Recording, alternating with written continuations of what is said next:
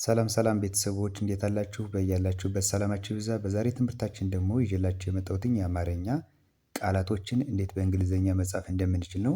ማለትም አማርኛ በእንግሊዘኛ ማለት የአማርኛ ቃላቶች አሉ። እነሱ ደግሞ እያንዳንዱ ፊደላቶች እንዴት በእንግሊዘኛ መጻፍ እንደምንችልና ገጣጥመን ደግሞ እንዴት እናነባቸዋለን የሚሉ ነገሮችን እናያለን። በቅድሚያ ለዚህ ቻናል አዲስ የሆናችሁ በዚህ ቻናል አማርኛ፣ እንግሊዘኛ፣ ሂሳብና ሌሎችም ትምህርቶች እያስተማርን እንገኛለን። ስለሆነም በውስጥ መስመር ተመዝግባችሁ መማር የምትፈልጉ ስልካችን ታች ላይ ስላለ በመደወል ተመዝግባችሁ መማር ይቻላል። እንዲሁም ቻናላችን ላይክ፣ ሼር እና ሰብስክራይብ እያደረጋችሁ ጀምሩ። አሁን ቀጥታ ወደ ትምህርታችን እንገባለን።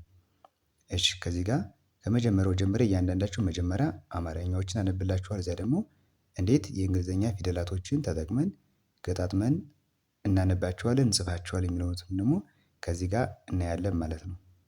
እሺ ከዚህ ከመጀመሪያው ስጀምር እዚህ ጋር ምን ይላል?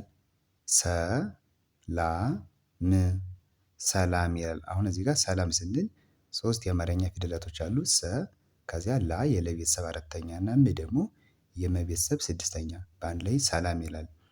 ይህን ደግሞ በእንግሊዘኛ ስንጽፈው ማለትም ወደ እንግሊዘኛ ተርጉመን ሳይሆን በእንግሊዘኛ ፊደላቶች ከኤ እስከ ዜድ ባሉት እነሱን ተጠቅመን ሰላም ብለን ለመጻፍ እንጠቀም ደግሞ ከዚህ ጋር እንደምታዩት ይሆናል ማለት ነው። ሰ ለማለት ሁለት የእንግሊዘኛ ፊደላቶች እንጠቀማለን። ኤስኢ እንደ ሰ ትነበባለች። ከዛ ኤልኤ ደግሞ ላ እና ኤም ም አሉ። እነዚህን በአንድ ላይ ስናነባቸው ምን ይላል? ሰላም ሰላም ይላል። አሁን እዚህ ጋር አማርኛው 3 ነው። ወደ እንግሊዘኛ ስንቀይረው ግን 5 የእንግሊዘኛ ፊደላቶችን ተጠቅመናል። ምክንያቱም እንግሊዘኛ ላይ አናባቢ ተነባቢ የምንላቸው ነገሮች ስላሉ አንድ የአማርኛ ፊደል 2 3 እና ከዚያም በላይም የእንግሊዘኛ ሌተሮችን በአንድ ላይ ሊይዝ ስለሚችል ነው እዚህ ጋር የበዛው ማለት ነው። እሺ ወደ ሁለተኛው ስመጣ ሁሉም ይላል። እሺ እዚህ ጋር ሁሉም ስንል 3 የአማርኛ ፊደላቶች አሉ። ሁ የሀ ቤተሰብ ሁለተኛ፣ ሉ የለ ቤተሰብ ሁለተኛ እና ም ደግሞ ስድስተኛ የመ ቤተሰብ ሁሉም ይላል። ይህን ደግሞ የእንግሊዘኛ ፊደል ተጠቅመን ስንጽፈው ኤችዩ ሁ፣ ኤልዩ ሉ፣ ኤም ደግሞ ም ከዚህ ጋርም ሰላም ስል ነግራችኋለሁ። ስለዚህ ሲነበብ ምን ይላል? ሁሉም። እሺ ወደ ቀጣዩ ሲሄድ ሜሮን። እሺ ሜ ለማለት ኤምኢ እንጠቀማለን። ሮ አርኦ፣ ን ደግሞ ኤን ነች። ኤን ይህ በአንድ ላይ ሲነበብ ሜሮን።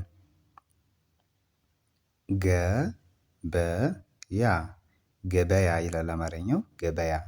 እሺ በእንግሊዘኛ ስንጽፈው ገ ማለት ጂኢ ነው።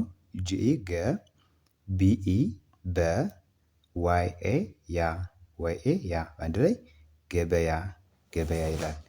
እሺ ከዚህ ጋር ደግሞ ያሬድ። እሺ ያ ለማለት አሁን እዚህ ጋር ገበያ እንደነገርኳችሁ ዋይኤ ነች። ዋይኤ ያ። ሬ ለማለት ደግሞ አርኢ ሬ። ዲ ለማለት ዲ በአንድ ላይ ይምላል ያሬድ። እሺ አመት አ ለማለት ኤ ነው የምንጠቀም። ኤ እንደ አ ትነበባለች። መ ለማለት ደግሞ ኤምኢ ቲ ነች። በአንድ ላይ ሲነበብ አመት ይላል። እሺ ወደ ቀጣዩ ስንመጣ ከዚህ ጋር አማርኛው ምን ይላል? ሰፈር። እሺ ወደ እንግሊዘኛ ስንቀይረው ሰ ለመጻፍ ኤስኢ ነው። ኤስኢ ሰ። ፈ ለማለት ደግሞ ኤፍኢ፣ እዚያ ር ለማለት አር በአንድ ላይ ሰፈር። እሺ ከዚህ ጋር ደግሞ ዘመን ዜድኢ ዘ፣ ኤምኢ መ፣ ኤን ደግሞ ን ብለን እናነባታለን ን። ስለዚህ ስናነበው ምን ይላል? ዘመን። እሺ ወረዳ ይላል አማርኛው። ወረዳ ለማለት ደግሞ ደብሊው ኢ ወ፣ አርኢ ረ እና ዳ ደግሞ ዲኤ እንደ ዳ ትነበባለች። በአንድ ላይ ወረዳ ይላል ማለት ነው። እሺ ሜላት። እሺ ሜላት ለማለት ኤምኢ እንደ ሜ እናነባታለን። ኤልኤ ላ እና ቲ ደግሞ እንደ ት ትነበባለች። እዚህ ጋር ሜ ስንል ኤምኢ ተጠቅመናል። መ ስንልም እዚህ ጋር ኤምኢ ነው። ምክንያቱም የመጀመሪያ ፊደል እና አምስተኛ ፊደላቶች የአማርኛ ፊደሎች አናባቢ ተመሳሳይ ኢ ስለምንጠቀም ነው እዚህ ጋር የመም ተመሳሳይ ኤምኤ ያልኋቸው ማለት ነው። ስለዚህ ስናነበው ይህን ሜላት ብለን እናነባለን። ሜላት። እሺ ቀጣዩ አ በ በ አበበ ይላል አማርኛው አበበ። እሺ በእንግሊዘኛ ለመጻፍ አለ ማለት የእንግሊዘኛ ፊደል ኤ ነው የምንጠቀም ብያቸዋለሁ። ስለዚህ ኤ እንደ አ እናነባለን።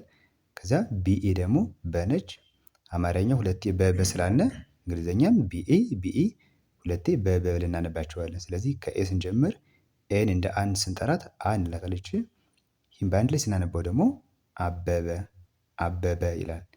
እሺ የመጨረሻው ሀ ሊ ማ ሀሊማ ሀሊማ ይላል። ሀ ለማለት ኤች ኤ ነች። ኤች ኤ ሀ ሊ ኤል አይ ሊ ማ ደግሞ ኤም ኤ በአንድ ላይ ምን ይላል? ሀሊማ ሀሊማ ይላል። እሺ እንግዲህ በዛሬ ትምህርታችን እነዚህን ቃላቶችን እንዴት በእንግሊዘኛ ፊደሎች ተጠቅመን መጻፍ እንደምንችል አይተናል ማለት ነው። በቀጣይ ደግሞ በሌሎች ትምህርቶች እመለሳለሁ። በዋናነት የአማርኛ እና የእንግሊዘኛ ትምህርቶች ሁሌም እየሰራው ስለምለቅ እየገባችሁ መከታተል ይቻላል። ሁሌም የምሰራው ቪዲዮ ደግሞ እንዲደርሳችሁ ሁሌም እዚህ ቻናል ስትገቡ ቪዲዮውን ላይክ እያደረጋችሁ እንዲሁም ደግሞ ለሌሎች ሼር እያደረጋችሁ ይሁን። በቀጣይ በሌሎች ትምህርቶች እስከምመለስ በያላችሁበት ሰላም ሁኑ።